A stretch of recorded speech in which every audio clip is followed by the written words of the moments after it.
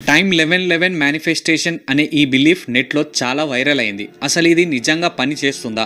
మనం ఈ టైంలో కోరుకున్నవి జరిగిపోతాయా? నాకు తెలిసిన వాళ్ళలో కొంతమంది నాతో అన్నారు, క్లాక్ లో 1111 కనిపిస్తే వెంటనే విష్ చేయాలి, ఆ టైంలో మంచి ఎనర్జీ ఉంటుంది, యూనివర్స్ మన విష్ ని వింటుంది అని. సోషల్ మీడియాలో కూడా చాలా రీల్స్ పోస్ట్ వస్తున్నాయి, 1111 విష్ చేయండి, మీ లైఫ్ లో మిరాకిల్ జరుగుతుంది అని. కానీ అసలు ఎందుకు 1111 ని స్పెషల్ గా కన్సిడర్ చేస్తారు? న్యూమరాలజీ ప్రకారం నంబర్ 1 అంటే న్యూ బిగినింగ్, ఇంకా పాజిటివ్ ఎనర్జీ అని అర్థం. సో 4 1s అంటే పాజిటివ్ ఫ్రీక్వెన్సీ ఇంకా ఎక్కువ ఉంటుంది అని నమ్ముతారు. ఆ టైంలో మనం పాజిటివ్ గా ఆలోచిస్తే యూనివర్స్ మన ఫ్రీక్వెన్సీతో సింక్ అవుతుంది అని నమ్మకం. కానీ సైంటిఫిక్ గా చూస్తే మనం క్లాక్ లో రిపీటెడ్ నంబర్ చూసినప్పుడు మన బ్రెయిన్ దాన్ని ఇగ్నోర్ చేయకుండా దాన్ని స్పెషల్ టైం అని ఫీల్ అవుతుంది. ఇది ఎందుకంటే మన బ్రెయిన్ ప్యాటర్న్స్ ని ఫాస్ట్ గా రికగ్నైజ్ చేస్తుంది. దాన్ని సైన్స్ లో అపోపేనియా అని పిలుస్తారు. అంటే కనెక్షన్ లేకుండా ఉన్న విషయాలు కూడా రిలేటెడ్ అని మనం ఫీల్ అవ్వడం. అదే 1111 manifestation power of sub conscious ప్రకారం అయితే మీరు 1111 చూస్తున్న మూమెంట్ లో పాజిటివ్ గా ఆలోచిస్తే ఆ థాట్ డైరెక్ట్ గా మీ సబ్ కాన్షియస్ మైండ్ లో స్టోర్ అయిపోతుంది. సబ్ కాన్షియస్ మైండ్ అంటే